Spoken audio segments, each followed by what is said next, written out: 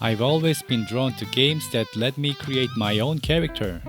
Of course, I like to be awesome heroes like Geralt or Arthur Morgan, but it's more thrilling to travel the world as my own created hero. I often base my characters on historical figures, other fictions, or games. And being a Mario was always my favorite among all of them. It's not that Mario is my favorite character right now. Rather, I find a distinct pleasure in placing him in worlds where he simply doesn't belong. Brutal and gloomy worlds like Dark Souls or Fallout.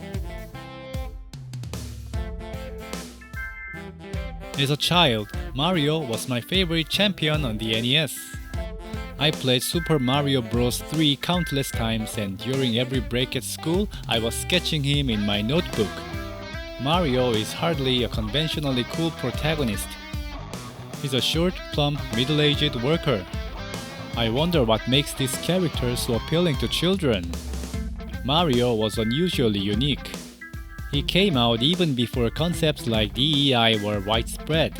Perhaps the world of video games was already a sanctuary for the outsiders. I talked about my childhood NES in a previous video, which was destroyed by my mother's baseball bat.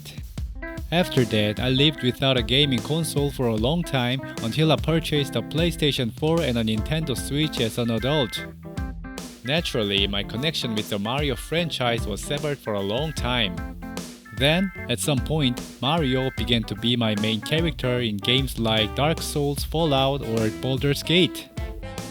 I think I was looking for the adult version of Mario that the official franchise was unwilling to give me. Fans of Batman or Marvel Comics were privileged to see their childhood heroes mature alongside them, returning in complex adult narratives. Mario fans, however, were given this shit. You know what? I actually liked this when I was a kid. The recent animated movie was fine, but I still long for a truly mature Mario adventure. Since I knew the only place it might happen was on comedy shows or YouTube parodies, I decided to create my own. I've always had a rebellious streak. I dislike things that everyone else loves, such as the beautiful protagonist. I find it far more satisfying when the world-saving hero is a pot-bellied middle-aged guy. Some might dismiss less pretty protagonists as being too politically correct, but there have always been people like me who appreciate the niche. The key, however, is not to force a less pretty protagonist upon the audience. It's important that I choose the humble plumber over a dazzling knight. Baldur's Gate 3 was the game I've enjoyed most recently. I tried many characters, but no other creation felt as satisfying as my dwarf Mario. Ironically, I barely play the official Mario games anymore. Super Mario Odyssey was brilliant and a welcome return, but I left the game shortly after only one playthrough. I think I now prefer games with a serious, intense tone and manner. But at the same time, I want to deliberately deconstruct the solemnity and authority by making the protagonist Mario. I've always despised authority, and breaking the aesthetic and mood set by a game feels like an act of liberation. That's why I seek humor in serious games and pursue something darker in peaceful games like Animal Crossing. At first, I thought my joy came simply from the absurd fun of placing Mario in a bleak world. But I realized there was more to it. In 1919, the artist Marcel Duchamp presented A la Cool. He drew a mustache on a reproduction of Da Vinci's Mona Lisa and titled it with a sexual word. He mocked the high authority of classical art and also proposed that this act of appropriation can create a new meaning in an image. Mario is an icon of pure, harmless, and family-friendly entertainment. Placing him into a brutal, violent context feels like the deliberate contamination of a pure icon. It also creates a dissonance that makes intense and serious moments ridiculous. This act, breaking the boundaries between a child's character and adult game and subverting the traditional look of a hero, gives me the pleasure of tearing down the conformity of the mainstream. The unexpected presence of Mario also offers a strange comfort.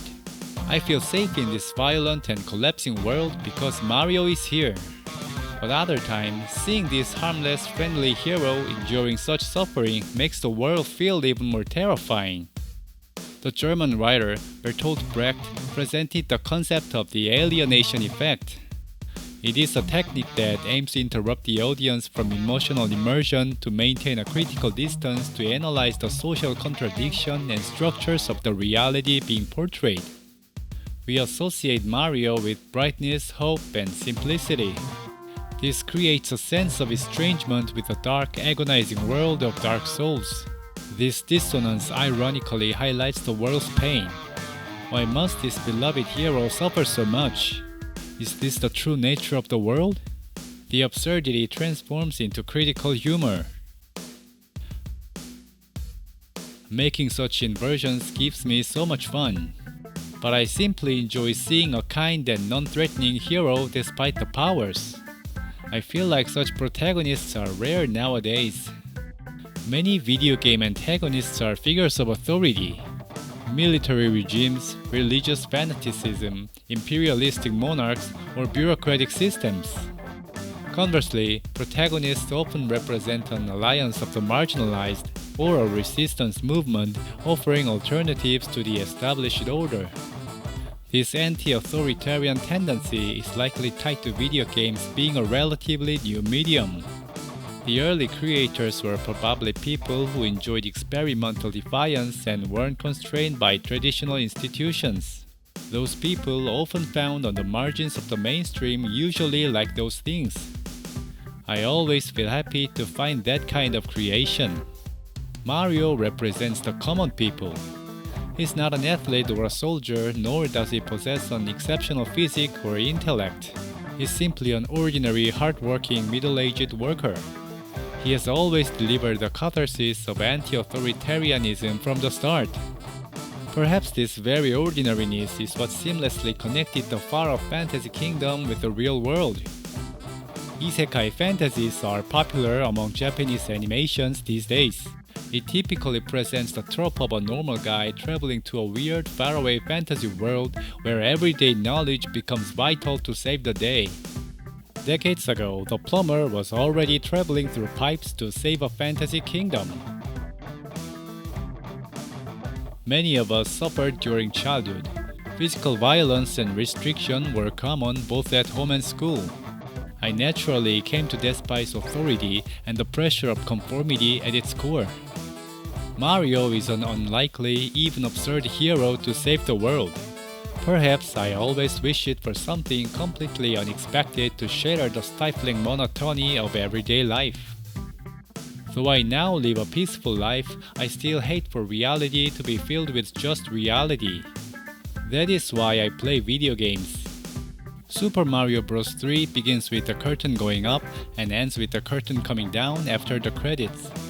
It reminds us that it was all a play. In Homo Ludens, Johann Huizinga defined human as playing beings, and that play is the fundamental root of culture.